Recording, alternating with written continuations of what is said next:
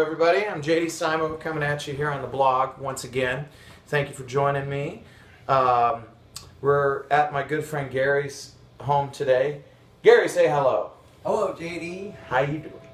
So we affectionately call this place the Old Hickory Tone Labs, and this is actually my friendship with Gary, and this house significantly has impacted my life, and really the whole reason that I'm doing this blog now is a result of our relationship and a lot of knowledge that started with my friendship with Gary. So it was important to me at some point for us to do one of these here, and I'm glad we finally are. So anyway, before we jump into today's topic, I just want to thank everybody again for supporting the blog and sending in your questions and your comments. I really appreciate it, and I read all of them, and I will get to all of the questions over a period of time. I promise I will. And just thanks. I really appreciate that there are so many people in the world that appreciate what I appreciate and seem to get some enjoyment out of these. So thank you. And in the same breath, I just want to thank again everybody who continues to support us out on the road.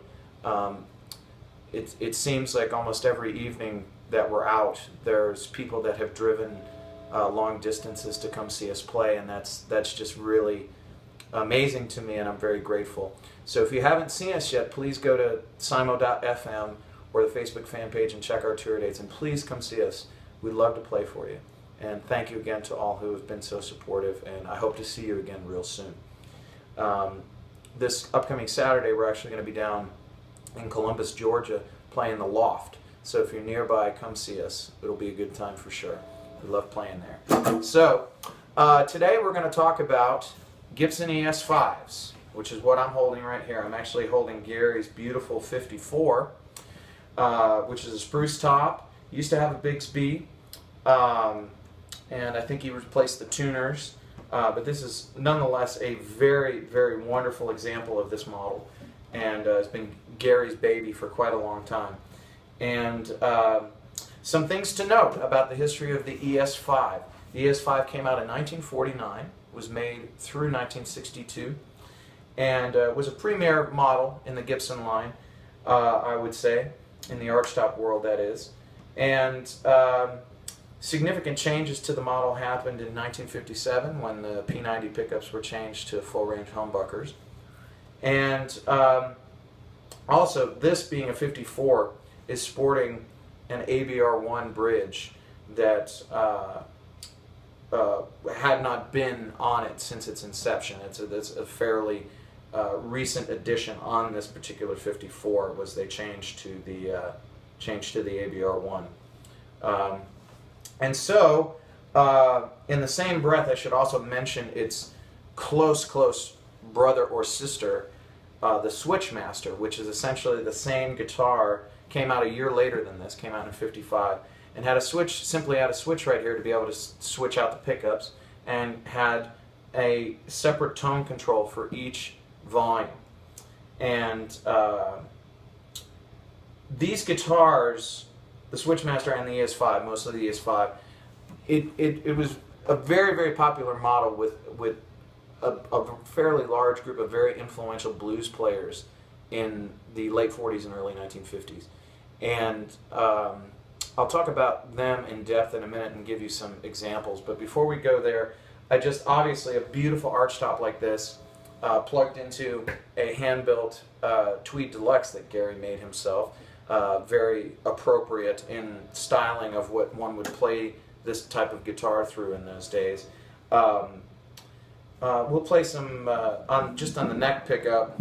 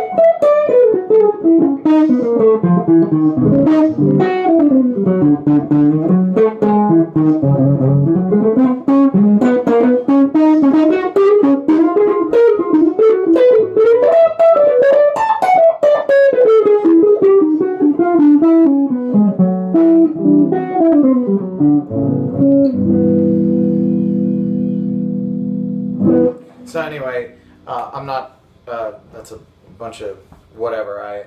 I apologize. There's a lot of great guys out there that can really do that type of style justice, and I am absolutely not one of them.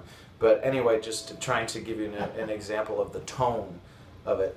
You know, beautiful, warm, fat, and very, very, very musical and iconic in its own right. So moving on from there, going back to these blues guys, Lowell Folsom, early B.B. King, you know, when he was just starting out and was on the Crown record label, the great T-Bone Walker from Texas, and Pee Wee Crayton, very, very important guitarists in that era, and all ES5 players.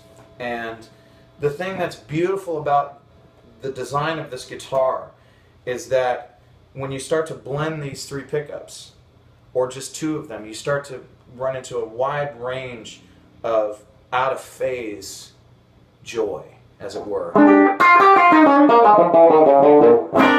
And you start to hear these sounds that those guys made very famous. And so...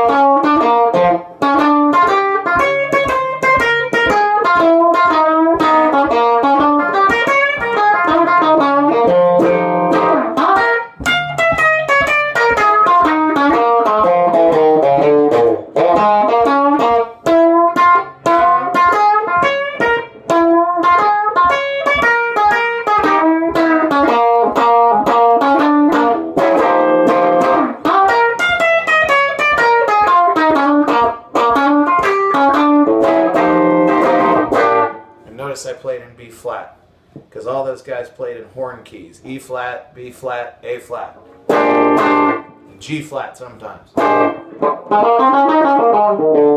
So anyway, you can just mess around with these and get all that kind of stuff.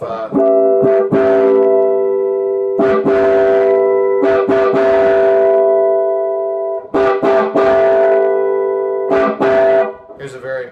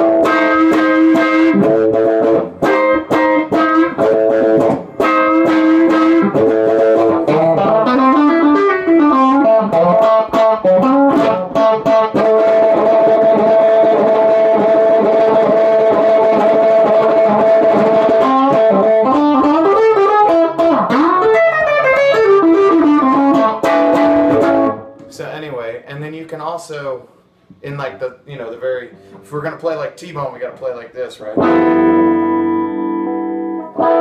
So, hold on folks, we're going to find it. We're going to find it together. You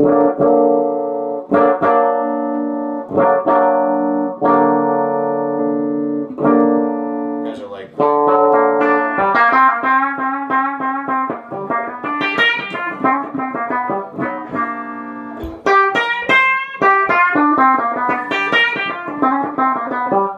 Oh, baby!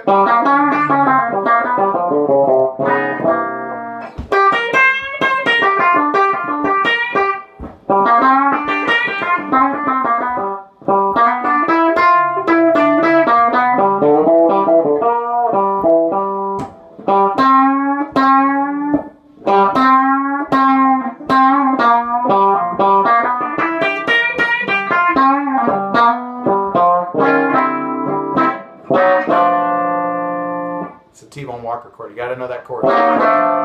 So anyway, as you can tell, it's, you know, that Lowell, T-Bone, Pee-wee style of playing. It's just, it does that sound, and it kind of leads you in that direction. But also, B.B. King early on, Gary just found a, you know, an iconic photo that we've all seen a million times of him wearing the Bermuda shorts, and he's playing a blonde ES5. And you can hear it on those early records, and especially my favorite B.B. King record. Everybody talks about Live at the Regal, and it's an extremely important record to love. But my favorite, actually, is the Singin' the Blues record, which came out on Crown in, I don't remember what year. 58. 58? There you go. So that record has literally every iconic B.B. King song that he would play, that he still plays. And but it's in its original form, and he hadn't developed his electric eel, as he later called it, style of vibrato. He was still playing very much in the style of T-Bone. And I talked about this earlier a couple of weeks ago when I was talking about Jimmy Vaughn, because Jimmy Vaughn copped this style as well. But there's anyway, the tones on that record sound very much ES5-ish territory to me. And if you favor the bridge pickup on this, you can kind of...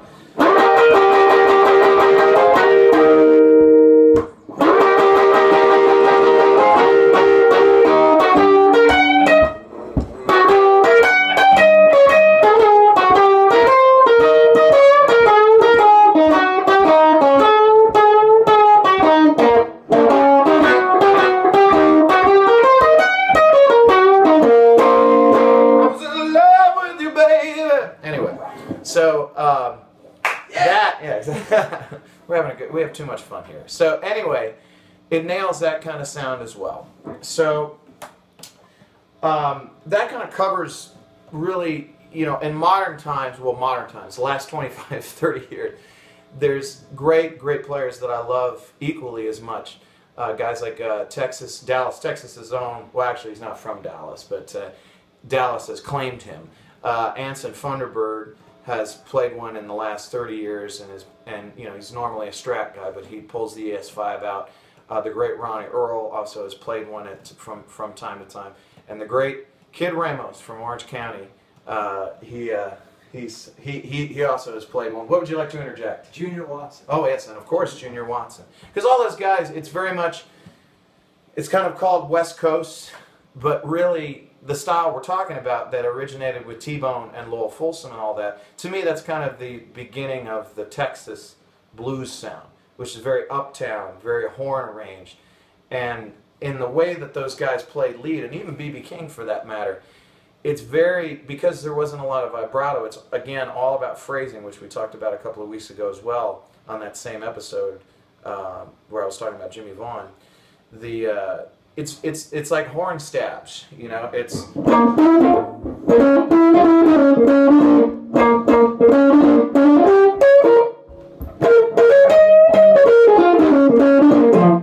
very horn line-like, the style of phrasing. So anyway, that's a good overview of people who made this guitar famous. But before we go today, I want to talk about my